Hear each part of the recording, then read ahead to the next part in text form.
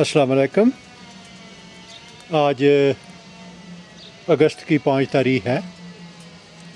ये मैं M26 root stock serial number 1 पे एक और पैमंद का इजाफ़ा करूँगा। और अब जो मैं पैमंद लगाने वाला हूँ उस वैरायटी का नाम रोज़ेट। ये काटने से अंदरूनी हिस्सा इसका बिल्कुल सुरख होता है, जो कि बहुत कम सेब की वैरायटी ऐसी हैं जो अंदर से सुरख हों। तो ये रोज़ेट वैरायटी है। और जो तरीका मैं अभी पैमंद लगाने के लिए इस्तेमाल करूँगा, इसको भी बनाना ग्राफ्ट कहते हैं।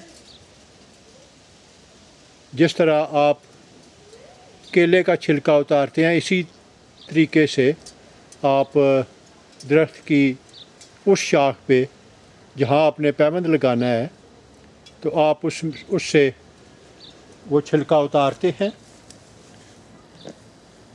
छिलका उतारने से पहले बेहतर होगा कि अगर आप एक रबर बैंड इसके ऊपर चढ़ा लें, तो उससे आपको पैमंद करने में आसानी रहेगी।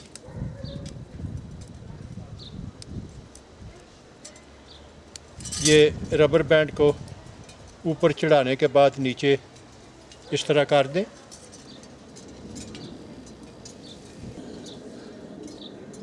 अभी शाख जिस पे आपने पैमंद लगाना है, इसके बालाई हिस्से पे चाकू से एक क्रॉस लगा लें, तो ये चारों तरफ से छिलका उतारने में इससे मदद मिलेगी। और क्रॉस लगाने के बाद इसके चारों तरफ छिलके को काट लें चाकू से। और जब आप चाकू इसके ऊपर रख के दबाएंगे तो कटाई लकड़ी तक होनी चाहिए, ताकि छिलका आसानी के साथ उससे उतारा जा सके।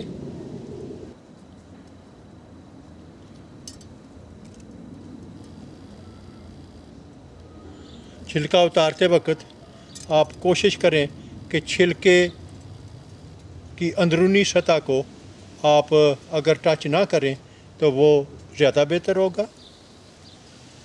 छिलके को इस तरह पीछे करके तो दरमियान में से लकड़ी का ये हिस्सा काट लें।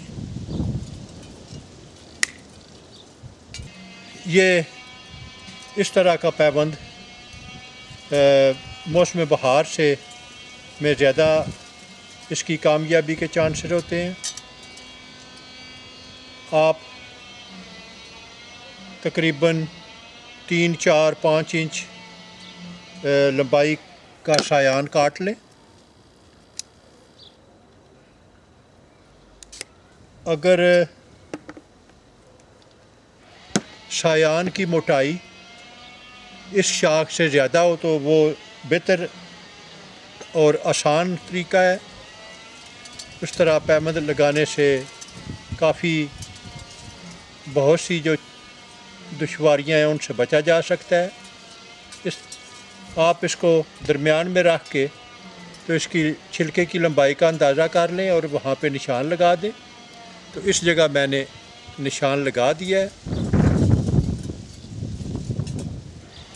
अगर इसकी मोटाई इस शाख की ज़्यादा होती तो फिर इसके लिए एक और तरीका मैंने इस्तेमाल करना था। अभी ये रबर बैंड ऊपर कर दें, ताकि जब सायान को आप तैयार कर रहे हैं तो उतनी देर में ये छिलका खुश्क ना होने पाए। मैंने छिलका उतार दिया है।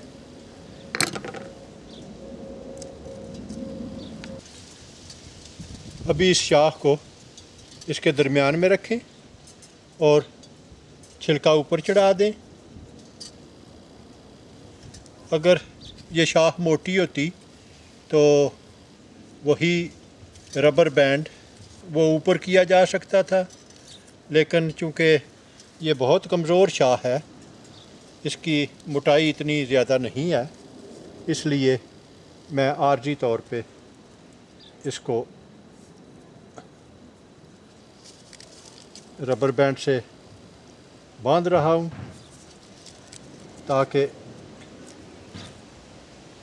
पट्टी बांधने तक ये अपनी जगह से हरकत ना करे।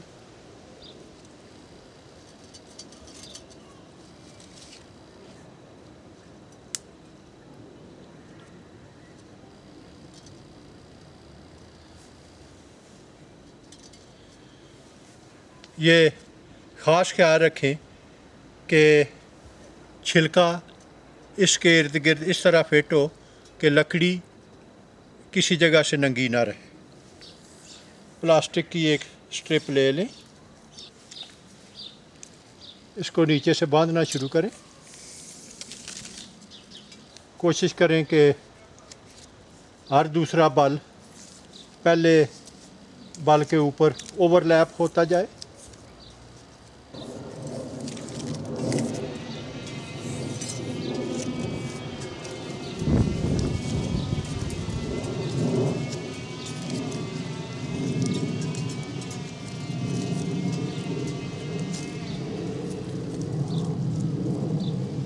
आखिर में एक गिरा लगा दें, फालतू पट्टी को काट लें।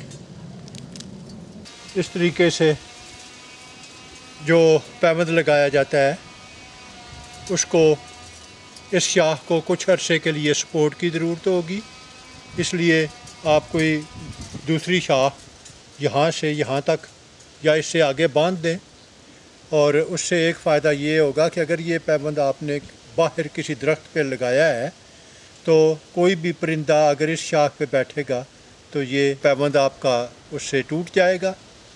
इससे बचने के लिए बेहतर होगा कि आप इसके साथ कोई सपोर्ट लगा दें। वैसे भी लकड़ी के साथ नहीं जुड़ती। अभी ये पैबंद मुकम्मल हो गया है। ये मैं इसके ऊपर रोज़ेट वैरायटी का लेबल लगा रहा हूँ। अभी इस पट्टी को अगर आप लंबे अरसे के लिए रहने दें तो ये ज़्यादा बेहतर होगा। सायान के इस आखिरी हिस्से पे जहाँ पे मैंने कटाई की है